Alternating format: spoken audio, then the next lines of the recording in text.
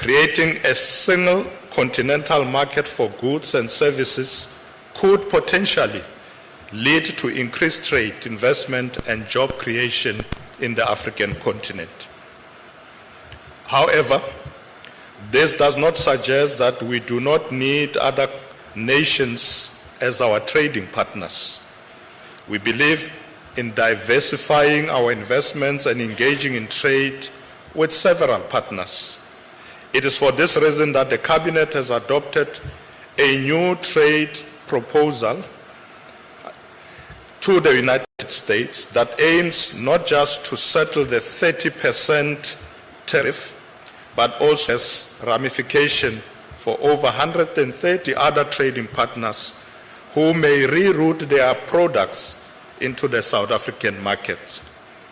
As Cabinet, we are committed to protecting the economic interests of our country and are forging ahead towards strengthening our economy, therefore dealing with the triple challenge of unemployment, poverty, and inequality.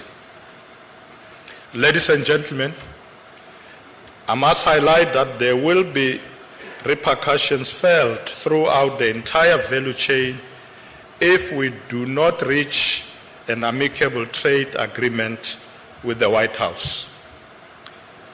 It is probable that South Africa or South African suppliers who provide support to domestic original equipment manufacturers, OEMs, that export automobiles or integrated systems to the United States would experience volumes of cutbacks. This will put pressure on production planning, employment decisions, and of course, investment choices. South African automobiles and components would see a direct rise in landed costs in the US market. And because of this, they would be unable to compete with goods from other nations that have continued preferential or zero duty access, such as those in the United States, Mexico, Canada agreement.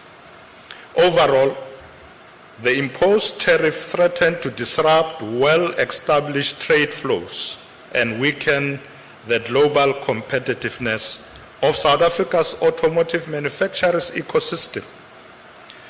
However, South Africa remains resilient and steadfast in its effort to grow and protect our economy.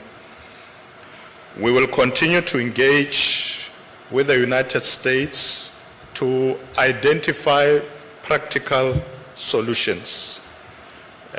The President will be sending once again a delegation to the White House to engage with the US administration on this matter.